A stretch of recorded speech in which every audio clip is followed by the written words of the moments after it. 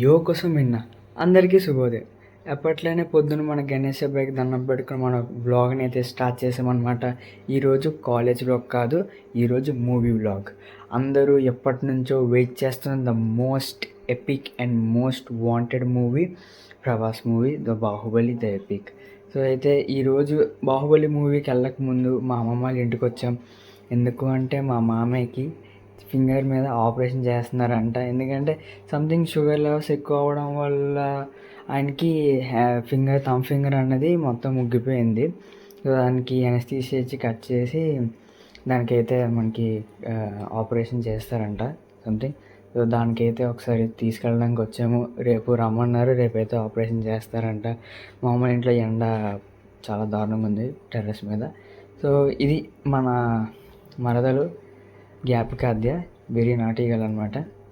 దాని తర్వాత మనం ఫైనల్లీ అయితే వచ్చాము. I very very excited. చూద్దామని చెప్పి ఇంట్లో చాలా కష్టపడి ఒప్పించాను. సెమిస్టర్స్ ఉన్నా వచ్చిన తర్వాత ఆకలి వేస్తుందంటే పైకి వెళ్ళి బర్గర్ కింగ్లోని 3 వెజ్ బర్గర్స్ అయితే ఆర్డర్ పెట్టేసుకున్నాము. తెస్తాడు అనుకుని చాలాసేపు వెయిట్ చేయించాడు, కానీ ఫైనల్లీ తెచ్చాడు. ఆ 3 ఆర్డర్ ఇచ్చినంతసేపు లేదు, ఎలా ఇచ్చాం అలా అయిపోయిన తర్వాత finally the most awaited moment has come. వచ్చామని ఫైనలీ మనం. కానీ ఏ మూవీకి కూడా ఎవరింత బేగా వచ్చి వెయిట్ చేయడం అయితే నేను ఇప్పుడు వచ్చి చూడలేదు. ప్రభాస్ అన్న మూవీ కదా, ఆ మాత్రం రేంజ్ ఉంటుంది, ఆ మాత్రం వెయిటింగ్ ఉంటుంది. చాలామంది జనాలు అయితే వచ్చారు. బిఫోర్ ద మూవీ ఇంతమంది జనాలు రావడం నేను ఈ మూవీకే చూశాను. ఓన్లీ ప్రభాస్ ఫ్యాన్స్కే తెలుస్తుంది.